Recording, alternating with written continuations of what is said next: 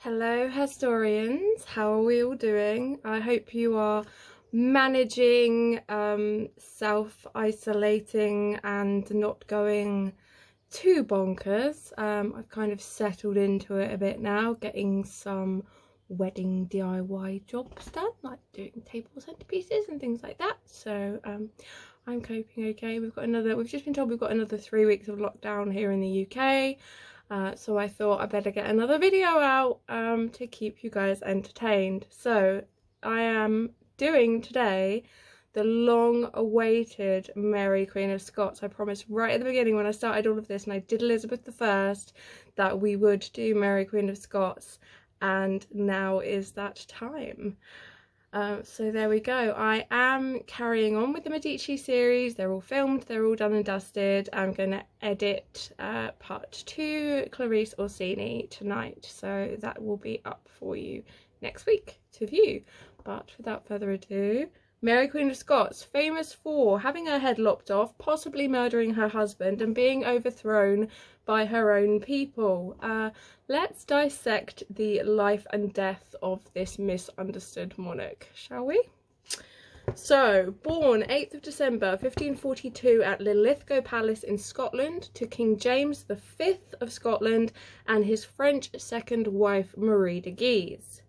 Please ignore the mess in the background, by the way. We, like everyone else in the UK, are having a clear out at the moment, and Herstory husband-to-be decided to pile everything on my side of the bed, which I haven't managed to sort out yet. So, yeah, eyes on me. Mary was supposedly born prematurely and was the only legitimate child of James V to survive him. She was the great niece of Henry VIII, so her paternal grandmother was Henry VIII's sister Margaret. Okay, so Henry's sister Margaret has James V, who has Mary. So she is Elizabeth I's cousin once removed. Hopefully that makes sense. On the 14th of December, 6 days after her birth, her father died and she became Queen of Scotland at just 6 days old. Mary was very quickly christened at the Church of St Michael. As Mary was an infant, Scotland was ruled by regents until she came of age. The Protestant Earl of Arran, who was next in line to the throne, along with the support of his friends and his relations, he became regent until 1554, when Mary's mum managed to remove him and succeed him. Henry VIII proposed a marriage between little Mary and his son Edward in hopes of a union between England and Scotland. At the time, these are two completely separate countries. And on the 1st of July 1543, the Treaty of Greenwich was signed, which promised that at the age of 10, Mary would marry Edward and move to England.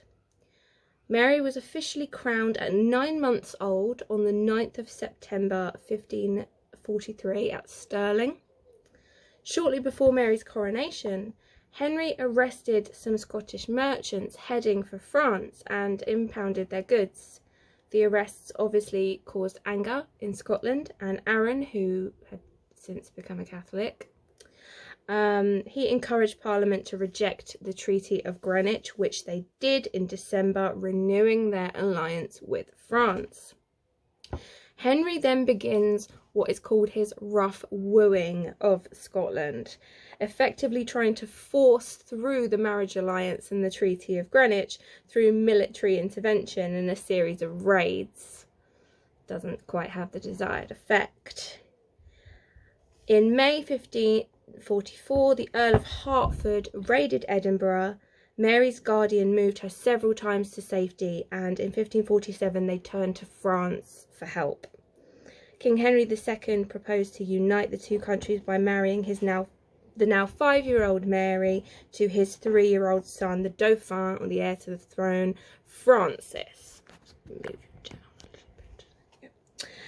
On the promise of French military help and a French dukedom for himself, Arran agreed. and on the 7th of July 1548 Parliament agreed to the treaty with France. With the marriage agreement in place, 5-year-old Mary was sent to France and spent the next 13 years at court, arriving in August 1548. She was accompanied by her own court, including 2 illegitimate half-brothers and the 4 Marys, 4 girls her own age, all called Mary, who were daughters of Scottish noble families. And she was also accompanied by Janet, Lady Fleming, who was Mary's governess. Beautiful, witty and clever, Mary was a favourite at court with everybody except Henry II. Sorry,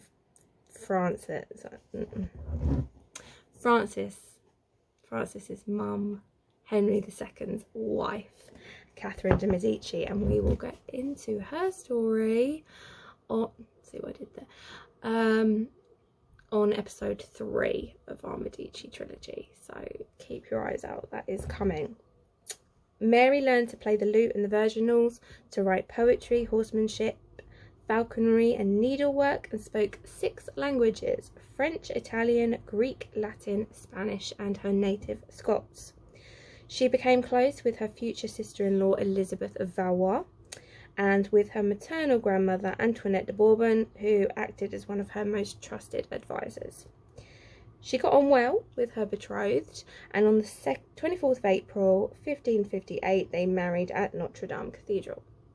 In November of 1558, Elizabeth I ascends the throne of England. Henry's last will and testament had excluded the Stuarts, Mary's family, from the succession, though in the eyes of many Catholics, Elizabeth was illegitimate because his marriage to Catherine of Aragon, they didn't recognise the divorce, therefore the marriage to Anne Boleyn wasn't legitimate, therefore Elizabeth wasn't legitimate. It's a long story. So Mary's seen as the rightful heir to the throne in a lot of Catholics' eyes. She's the senior surviving legitimate descendant of Henry, if you go by the marriage to Anne Boleyn not being legitimate, through his sister Margaret. So Mary's claim to the English throne will be a massive sticking point throughout her life and ultimately will be her undoing, unfortunately. King Henry II of France died on the 10th of July 1559 in a jousting accident, and 15-year-old Francis and 16-year-old Mary become King and Queen of France. But only 18 months later, King Francis II died on 5th of December 1560 of a middle ear infection that led to an abscess in his brain, leaving Mary absolutely grief-stricken. His 10-year-old brother Charles IX inherited the French throne, and Mary returned to Scotland 9 months later, arriving in Leith on the 9th of August 1561. Scotland was torn between Catholic and Protestant political factions, and Mary's half-brother, the Earl of Moray, was the leader of the Protestant faction. Mary was regarded with suspicion by many of her subjects. The Protestant reformer John Knox preached against Mary and condemned her for practising mass, dancing and dressing too elaborately. Heaven forbid. To the disappointment of the Catholic faction, Mary was very tolerant of the Protestants, and she kept Lord Moray, her illegitimate half-brother, as her chief advisor. Her Privy Council of 16 men was appointed on the 6th of September 1561 and retained those men who had already held offices of state, and was made up of 16 Protestants and only 4 Catholic councillors. Mary sent William Maitland of Lethington as an ambassador to England to put forward the case for Mary as heir presumptive to the English throne. However, Elizabeth refused to name her successor, because she feared that if she did that, it would invite conspiracy to displace her with whoever she nominated. In late 1561 and early 1562, arrangements were made for the 2 queens to meet at York and another meeting at Nottingham, but both were cancelled due to the civil war which was ongoing in France. The 2 actually never met, and this is something you will see really often in films and TV and even in books, but the 2 of them never once met one another. Mary turns her attention now to finding a new husband. Elizabeth suggests that she marry Robert Dudley, who, if you remember, is Liz's favourite and the absolute love of her life. But Mary saw straight through that. She doesn't really want a spy in her house, thank you very much, who is absolutely dedicated to the English Queen. No. So Mary decided to marry her half-cousin, Henry Stuart Lord Darnley. He's also a grandchild of Margaret Tudor, Henry VIII's sister. They married at Holyrood Palace on the 29th of July, 1565. Elizabeth felt very threatened by the marriage of two Catholic descendants of her Aunt Margaret, who had a claim to the English throne. She felt annoyed that they hadn't sought her permission because Darnley was an English nobleman. The marriage led to the Earl of Moray joining with other Protestant lords in open rebellion against the marriage in what became known as the Chase-About Raids. Mary and her forces and Moray and his rebel lords roamed around Scotland without ever actually engaging in direct combat. Unable to muster enough support after Mary's forces were boosted by the return of James Hepburn, the 4th Earl of Boswell, from exile in France, Moray left Scotland in October for asylum in England. Before long, Darnley grew very complacent, very arrogant, and started drinking a lot. He demanded something called crown matrimonial, which is would make him the co-ruler of Scotland while Mary was alive, and it would give him the right to rule Scotland if Mary predeceased him. Mary refused, and the marriage became strained despite her being pregnant. He was jealous of her friendship with her private secretary, David Rizzio, who was rumoured to be the father of her child, but almost certainly wasn't. By March 1566, Darnley had entered into a secret conspiracy with the Protestant lords, including the nobles who had rebelled against Mary in the Chase-About Raids. On the 9th of March, a group of conspirators, accompanied by Darnley, murdered Rizzio in front of pregnant Mary at a dinner party in Holyrood Palace.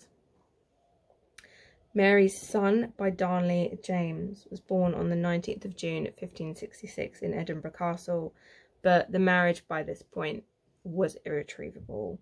At Craigmillar Castle at the end of November 1566, Mary and leading nobles met to discuss the problem of Darnley. Divorce was discussed, but a bond was likely sworn by the lords to remove Darnley by other means. Darnley, quite rightly at this point, fears for his safety, and after the baptism of his son at Stirling shortly before Christmas, he went to Glasgow to stay at his father's estate. Here he was taken ill with a fever, possibly smallpox, possibly syphilis, possibly even poison, and he remained ill for several weeks. In late January 1567, Mary convinced him to return to Edinburgh. He recuperated from his illness in a house at the former abbey of Kirkfield. Mary visited him daily, so that it appeared reconciliation was in progress. However, in the early hours of the 10th of February, an explosion devastated Kirkfield, and Darnley was found dead in the garden, apparently smothered. There were no visible marks of strangulation or violence upon his body. Sus. So,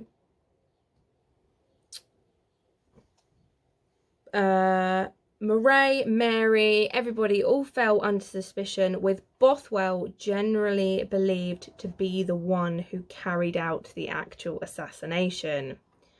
But with no evidence presented, Bothwell was acquitted after a 7-hour trial on the 12th of April. A week later, Bothwell managed to convince more than 24 lords and bishops, I've lost my place, to sign the Ainsley Tavern bond supporting his aim to marry the Queen. Between the 21st and the 23rd of April 1567, Mary visited her son at Stirling for what would be the last time.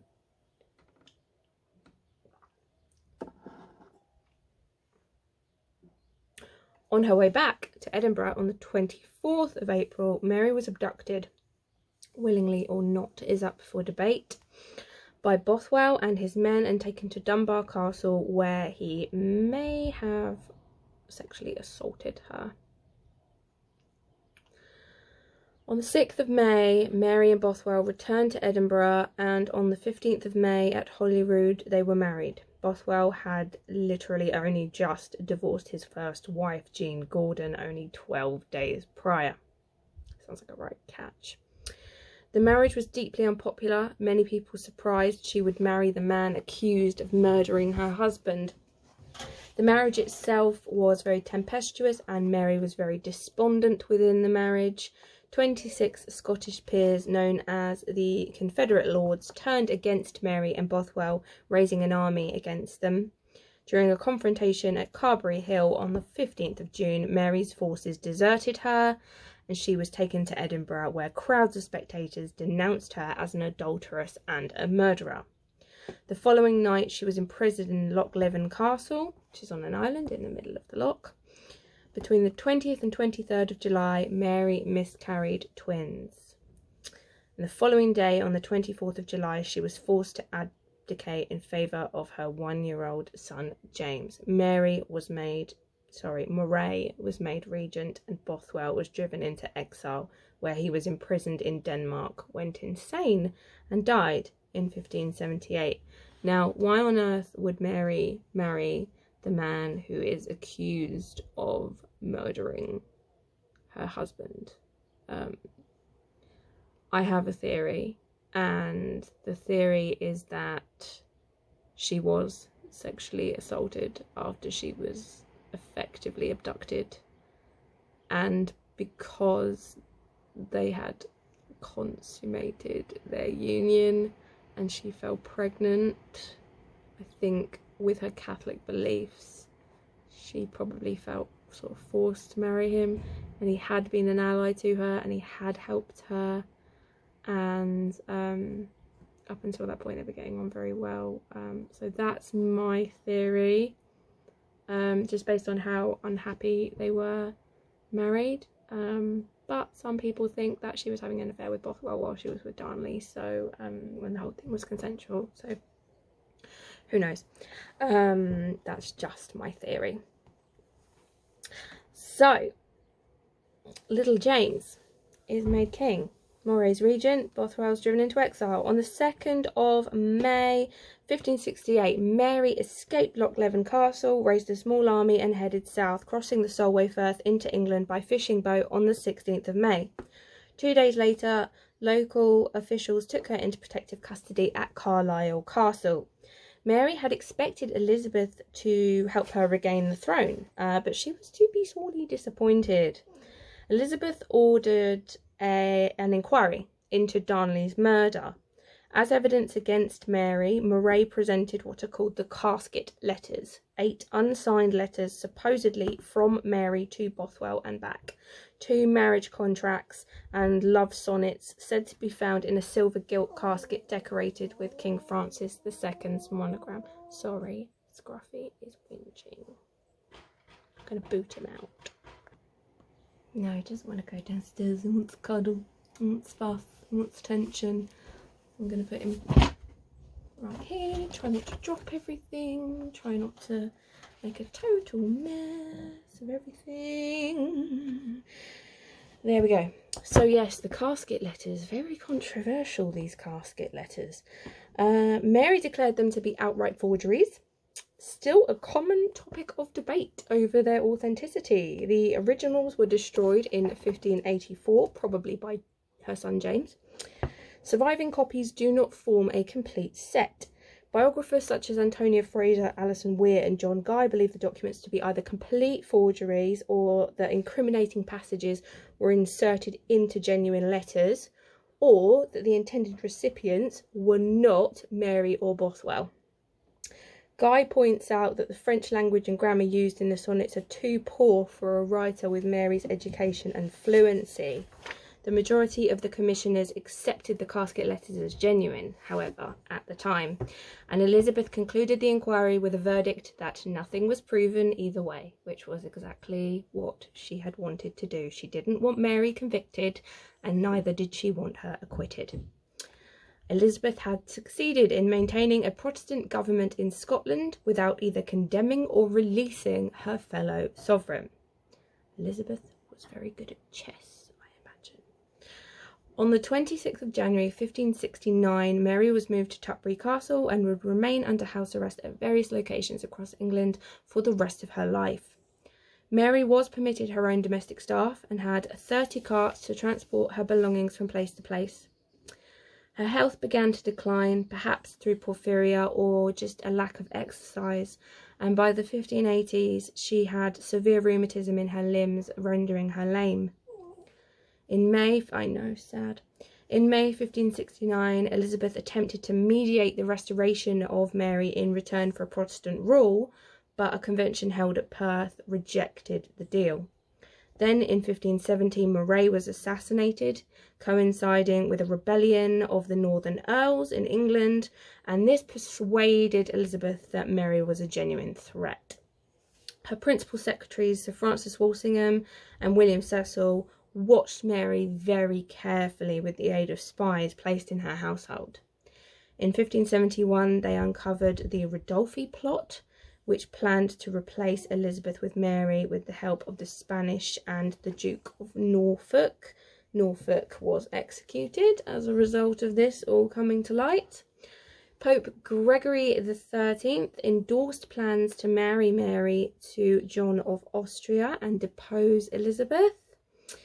After the Throckmorton plot of 1583, Walsingham introduced the Bond of Association and the Act for the Queen's Safety, which sanctioned the killing of anyone who plotted against Elizabeth and aimed to prevent a putative successor from profiting from her murder.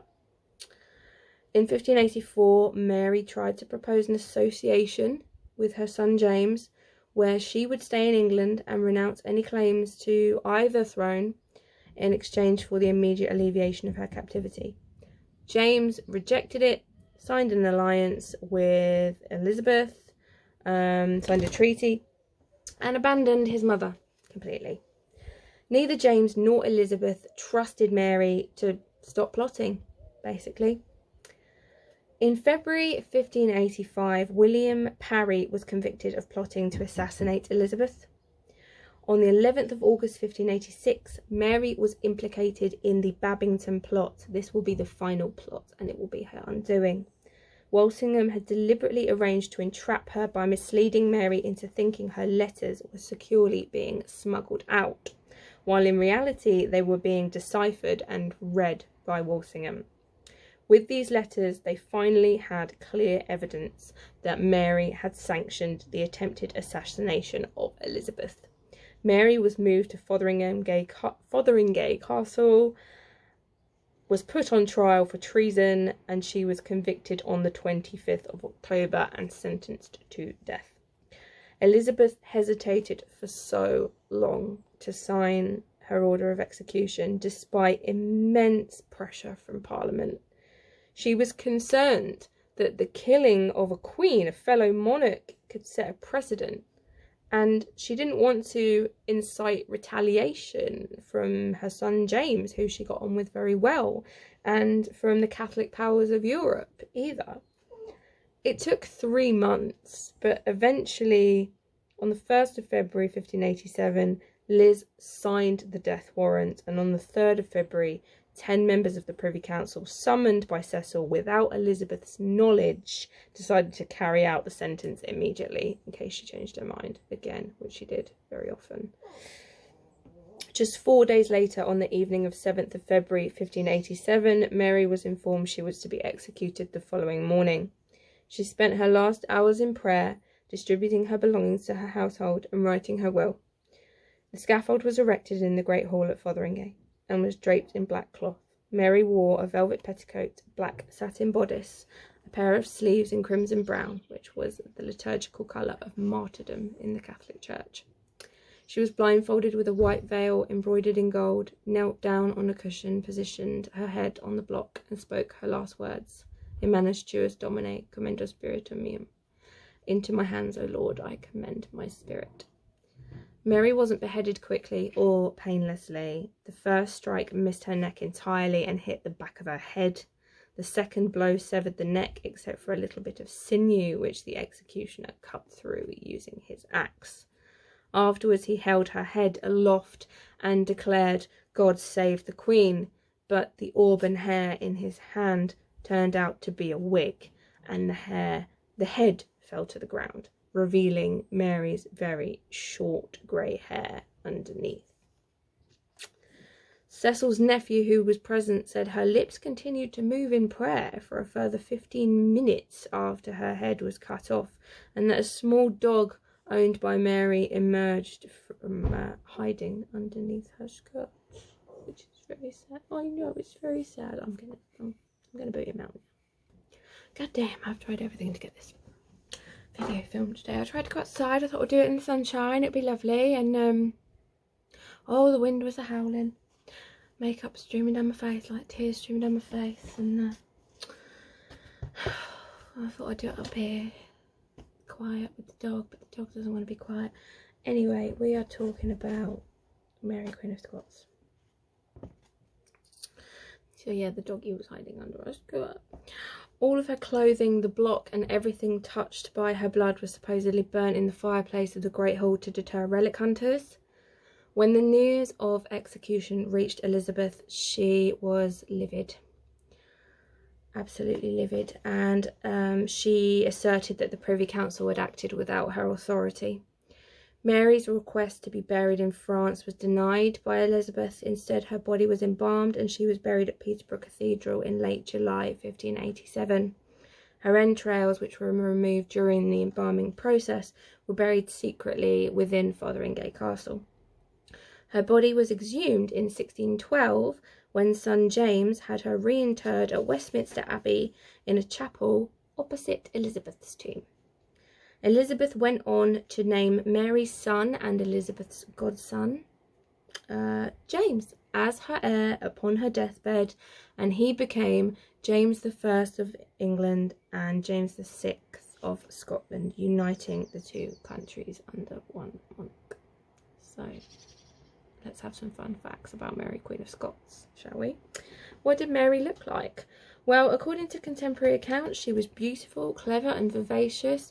Portraits of Mary show she had a small oval-shaped head, a long graceful neck, bright auburn hair, heavy eyelids, finely arched brows on fleek, smooth pale skin, a high forehead, and as a woman was considered strikingly attractive. Mary was especially tall, even by modern standards, at 5'11", and she spoke with great eloquence.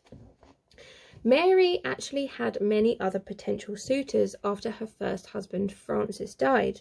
Her uncle, the Cardinal of Lorraine, tried to set up negotiations with Archduke Charles of Austria, but when Mary found out, she angrily objected to them going behind her back like that. Her attempts to marry Don Carlos, the mentally unstable heir of King Philip II of Spain, was rejected by Philip. In contrast, a French poet at Mary's court, Pierre de Boscasel de Chastelard, I'm going to say. Doing it again, offending people with my pronunciation. Horribly sorry. I'm going to say Castellard. He was completely besotted with her. In early 1563, he was discovered during a security patrol hiding under her bed. Apparently, he was planning to surprise her and declare his love for her. Mary was quite rightly horrified and banished him, but 2 days later, he was back again, forced his way into her chamber as she was about to undress for bed. Moray rushed into the room after hearing her cries for help, and Mary shouted, "Thrust your dagger into the villain!" But Castellard was already restrained by guards. Castellard was then tried for treason and beheaded. Oh dear.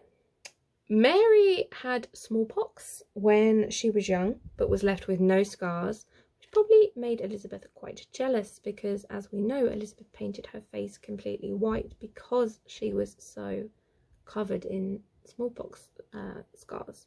So to have this rival who's kind of equal in status and red-haired and so similar in so many ways, escape the ravages of that illness.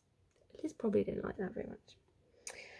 Just before Darnley's murder, Mary suffered a serious illness that included vomiting, loss of sight and speech, convulsions and periods of unconsciousness. The cause of this is unknown. It was possibly caused by physical and mental exhaustion and stress after David Rizzio's murder, could have been a hemorrhage of a gastric ulcer, or could have been porphyria. So, films. If you want to watch stuff about Mary Queen of Scots, where do you go? So there's the execution. Why can I not say that word? The Execution of Mary Queen of Scots from 1895. The Loves of Mary Queen of Scots from 1923. Mary of Scotland from 1936, starring Catherine Hepburn as Mary. Mary Queen of Scots from 1971, where she's played by Vanessa Redgrave. The Mirror Cracked from 1980, which is a Miss Marple mystery, where its actress is filming a film about Mary Queen of Scots within Marple, and she's played by Elizabeth Taylor. Elizabeth the Golden Age from 2007.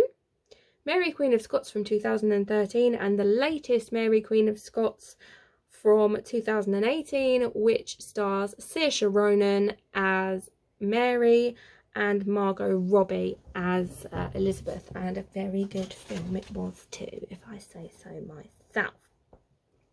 TV. A 1957 episode of The Wonderful World of Disney discussed the origins of nursery rhymes and attributed Mary, Mary quite contrary to Mary Queen of Scots. 1971 BBC miniseries Elizabeth R, episode 4, focuses on Mary's time in imprisonment, her trial and execution. The 2004 Gunpowder Treason and Plot series features her. 2005 Elizabeth I and the 2017 series of the same name and she also features in Horrible Histories, Lovejoy, Monty Python's Flying Circus, Most Haunted, and the 2013 series Reign, which we don't talk about. I'll do a historian reacts on that at some point. It might be a historian rants, though, to be honest. Oh dear. So I'll go on to books in a minute because I've got some here to recommend. Mary actually wore a white wedding dress before it was popularised by Queen Victoria. White was traditionally a colour of mourning at that time, but Mary loved the colour so much she wore it when she married Francis at Notre Dame Cathedral. I think it would have looked very striking with her very pale skin and fiery red hair. Mary also loved to play golf. Golfers worldwide refer to St Andrews as the Cathedral of Golf, and it's considered the oldest golf course in the world. Mary had a holiday cottage there and she played often. She likely learnt the game as a child in France, or at least a similar pastime called pell-mell. Anyway, one long-standing story is that she coined the term caddy based on the military cadets who carried the clubs for royal players. And our final fact, Mary used to wash her face in white wine. It was actually a very fashionable thing to do in the 16th century for those who could afford to do it. The alcohol would have worked as an antiseptic, would have had antiseptic properties, and would have essentially worked as a kind of toner. So it's not such a crazy idea as it initially seems. But I wouldn't recommend doing it. Wine is for drinking, not for washing it. Anyway. So, in summary, and then we'll get on to books, Mary's gone down in history as either a scheming adulteress and a murderess and a horrible, plotting, vindictive, wicked person, or on the other hand, a tragic figure, unable to cope with the demands placed upon her, pulled about by various factions and trusting all of the wrong people. she definitely had a terrible taste in men. That we can say with absolute certainty. She, I think, was largely a pawn in the hands of scheming noblemen. I don't think she really knew how to be a queen. She just kind of followed the lead of everyone around her, and she was a sucker for love, and yeah, didn't really end so well. As to her relationship with Elizabeth, she put a target on her own back by being a constant threat, is what I believe. Elizabeth wavered for years and years and years and years over what to do with her, whether to have her executed, and I believe it was the single hardest decision of Elizabeth's life to actually sign that death warrant, but ultimately her hands were tied. She had a lot of pressure on her, and she did not think it was right to have a fellow monarch executed, particularly her cousin. But she was never going to be able to sleep soundly at night while Mary was alive. So I don't know what else she could have done, really. But it tore her up to do it. One thing all historians seem to agree on is Mary showed incredible courage at her execution, and we have to give her that credit, I think. So, books. You want to go and read more about Mary, what do you go and read? So, fiction, The Other Queen by Philippa Gregory. This is a fiction writer that does her research, and I thoroughly recommend this one. The Royal Road to Fotheringay and The Captive Queen of Scots by Jean Plaidy are also very good. Non-fiction, Mary Queen of Scots by Antonia Fraser is the Bible as far as Mary Queen of Scots is concerned, I believe, personally. I couldn't actually find it when I looked in my bookcase, but I have a lot of books, so forgive me. Elizabeth and Mary, Cousins, Rivals and Queens by Jane Donne is also a very good book. Mary Queen of Scots and the Murder of Lord Darnley by Alison Weir is a very, very good book. And also by Alison Weir, if you want to read Elizabeth's side of things, Elizabeth the Queen is an absolutely brilliant read. It's very thick with facts, but you will learn everything you need to know about Elizabeth from this one book, and it talks in a lot of detail about Elizabeth's side of the story. And also, if you want a balanced view of the two of them, Alison Plowden's Two Queens in One Isle is also a brilliant read. So there you go. Get ordering those books on Amazon, get reading while you're in quarantine, get watching lots of historical TV series. I'm going to be doing so, and I'm going to be reviewing them. Medici series 3 is out May the 1st, I believe, so in about a week's time. So I'll be watching that, reviewing that. And as I say, I'm going to edit Medici episode 2, Clarice Orsini, tonight. And then there'll be part 3, Caterina de Medici, Mary Queen of Scots' first mother-in-law to look forward to as well. So yeah, I hope you're holding up okay, and I hope you're not getting too down and you're managing to find productive things to do, and your sleep's not suffering too badly. My sleep pattern's all over the place, but there we go. But yeah, I just hope ultimately you are not stressing and you are happy.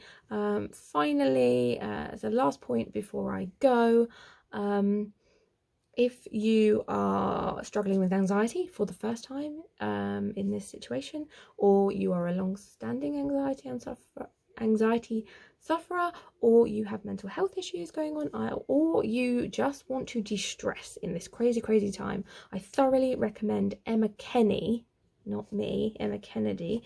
Emma Kenny, Kenny, does a nightly guided meditation session on her Facebook page, and every Monday, Wednesday and Friday she does a Q&A Facebook Live where she answers questions about anxiety, mental health, all kinds of things, and I have found it immensely helpful in just helping to get my head around this whole situation. So wherever you are in the world, I would thoroughly recommend checking out Emma Kenny and following her guided meditation. I've never really meditated before, but I found it very helpful, and it helps me to sleep. So hopefully you get some use from it too. And Emma, if you're ever watching this, hello, I love you.